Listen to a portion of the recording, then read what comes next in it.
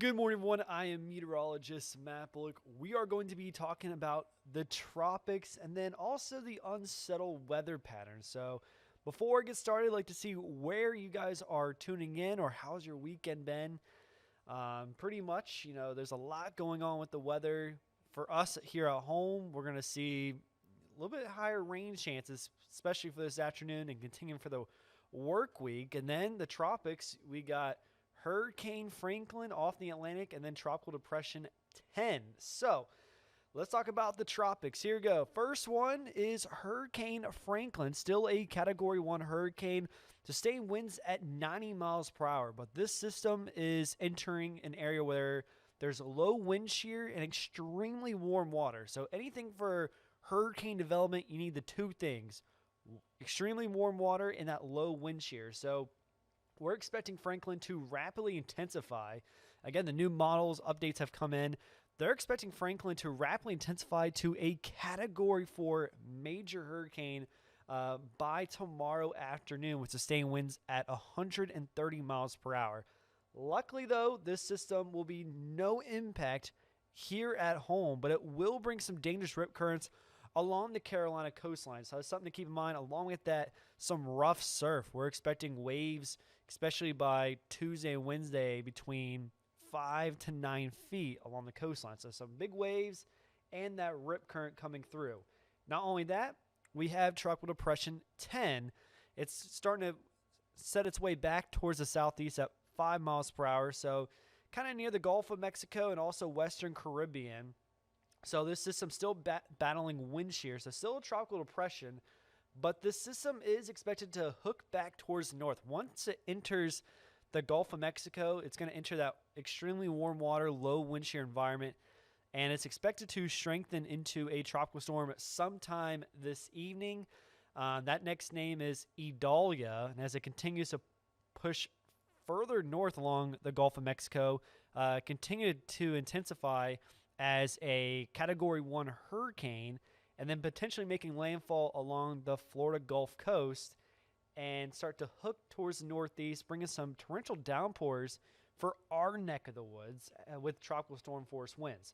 So, as I mentioned, the next name, if this tropical depression does develop later on this evening, is Idalia. And so, looking at the spaghetti models, they're starting to get a little bit more agreements. And so you can see some models going up along the coastline and then some areas right through the Midlands and eastern North Carolina with those tropical storm force winds. And talking about some of the models, this one right here, this is pretty much the European model, kind of showing you what's going on. So you can see by 12 o'clock noon Tuesday, it's in the Gulf of Mexico. It's going to begin to strengthen. And then by Wednesday evening, you already see it made landfall on the panhandle of Florida. Again, this is the European model, and bringing those rain showers for Wednesday. So rain chances continue to increase for Wednesday and Thursday, and those torrential downpours most likely occurring Wednesday night into Thursday morning. Those showers continue to stick around as we head into Thursday. And so this model right here, this is a GFS. Now, earlier this morning, this system had a track farther inland, which means a little bit lesser impacts. But again, this system started to shift a little bit closer inland, more across the Midlands and the PD region. You can see by Wednesday night, Thursday, we start to see those heavy showers start to push through our area. You can see by early Thursday morning, we're still seeing those widespread showers and getting that tropical moisture. So they're expecting some soggy days as we head into Wednesday and Thursday. And talk about the accumulation for rainfall totals from Wednesday to about Thursday. We're expecting, this is the European model, they're expecting close to about 3 to 5 inches of rain. Again, that's a little bit more along the coastlines. The GFS, still a little bit farther inland, but they're expecting up between 2 to 4 inches, with isolated up to 5. So, again, models are definitely agreeing that we're going to get a decent amount of rainfall. So, we definitely need the rain, but we're going to get a decent amount of rain. Not only that, with the onshore winds, we could also see some more impacts with coastal flooding. What's coming back is the king tides, and so that's coming back August 29th through September 1st. And for folks that don't know what king tides are, basically anytime it's a full moon or new moon, the high tides are a little bit higher than normal. And so we had that coming back this week, and then add the tropical onshore winds.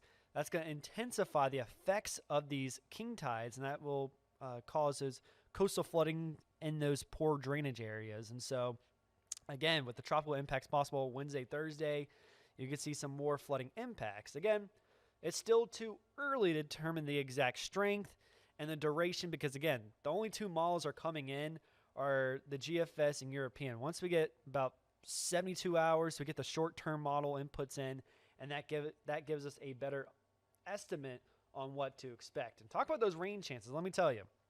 Again, today, this afternoon, we're going to continue to see those chances for those scattered showers and storms. That will continue from Monday and Tuesday, and that is from a stalled front.